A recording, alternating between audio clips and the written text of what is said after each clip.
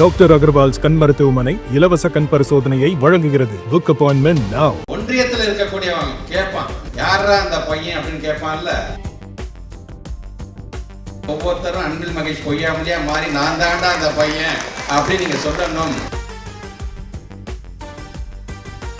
நம்முடைய மாண்பு தமிழ்நாட்டுடைய முதலமைச்சர் சொன்னது ஒண்ணுதான், இன்னைக்கு இருக்கின்ற கால சூழ்நிலை இது போன்ற புத்தகத்தை எழுதுவதற்கே ஒரு துணிச்சல் வேண்டும் என்று அவர் சொன்னார். அந்த துணிச்சலை எனக்கு கொடுத்ததே என்னுடைய அரசியல் ஆசான் மாண்பு தமிழ்நாட்டுடைய முதலமைச்சர் அவர்கள் தான். அந்த துணிச்சலோடு இன்னைக்கு இந்த புத்தகம் எழுதியிருக்கிறோம். இன்னைக்கு எல்லாரும் சொன்னது மாதிரி ஏதோ ஒரு விதத்தில் ஆங்காங்கே இந்த புத்தகத்தை பற்றி பேசப்படுகிறது, இந்த புத்தகத்தில் இருக்கின்ற கருத்துக்களை பற்றி பேசப்படுகிறது.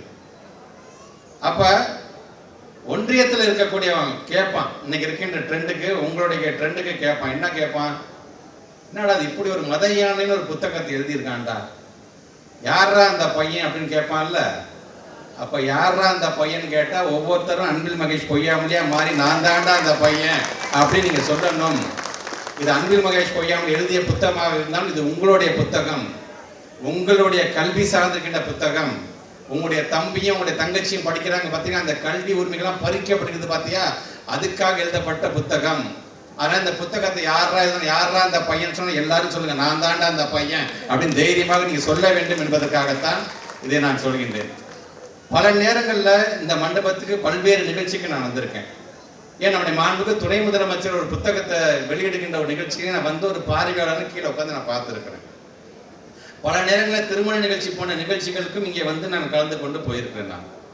ஆனால் இந்த முறை வந்தது என்பது இந்த மத யானை புத்தகத்தை பற்றி எங்களுடைய ஹெட் குவார்ட்டர்ஸ்ல எங்களுடைய ஐயாவுடைய உரையை கேட்பதற்காக வந்திருக்கேன். பார்த்தீங்கன்னா இது என்னுடைய வாழ்நாளில் என்றைக்குமே மறக்க முடியாத ஒரு பெருமையாக பேராக நான் கருதுகின்றேன்.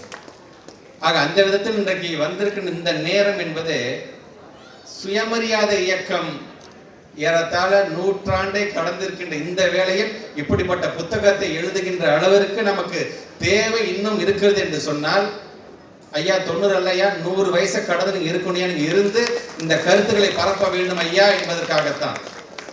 இது உங்களை நாங்கள் ஊக்கப்படுத்துகிறோம் என்று சொன்னா நீங்க ஒரு இடத்துல நீங்க சும்மா இருக்க மாட்டீங்க. எங்களுக்கே தெரியும், நாங்களும் பார்த்துட்டு தான் இருக்கோம். விடுதலையை பார்க்கறதாலும் சரி, சமூக வலைதளம் பார்க்கதான், ஒவ்வொரு ஊர்ல ஒவ்வொரு நாளும் ஏதோ ஒரு கருத்தை நீங்க பேசிட்டு இருக்கிறீங்க.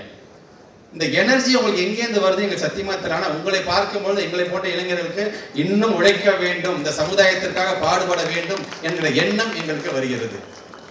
ஆக அப்படி இன்றைக்கு அந்த சுயமரியாதை இயக்கம் 100 ஆண்டை கடந்த பிறகு இந்த புத்தகத்துடைய இந்த நிகழ்வு நடைபெறுகிறது என்று சொல்லும் பொழுது, குறிப்பாக இந்த சுயமரியாதை இயக்கம் நமக்கு தந்த தலைவர்கள் தான் பேரறிஞர் அண்ணாவும் முத்தமிழர் கலைஞர் அவர்களும்.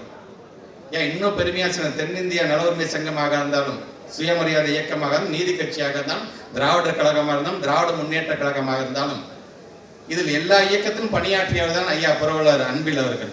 அவருடைய பேரப்பிள்ளையாக இதனுடைய கடமையாகத்தான் இன்றைக்கு இது போன்ற புத்தகத்தை நாங்கள் எழுதியிருக்கின்றோம். இன்றைக்கு இந்த மேடையை நாங்கள் பயன்படுத்தி கொண்டிருக்கின்றோம் என்பதை நான் தெளிவாக சொல்கிறேன். டாக்டர் அகர்வால்ஸ் கண் மருத்துவமனை இலவச கண் பரிசோதனையை வழங்குகிறது. புக் அப்பாயின்மெண்ட் நவ. செய்திகளை உடனுக்குடனும் துல்லியமாகவும் தெரிந்து கொள்ள சப்ஸ்கிரைப் பண்ணுங்க.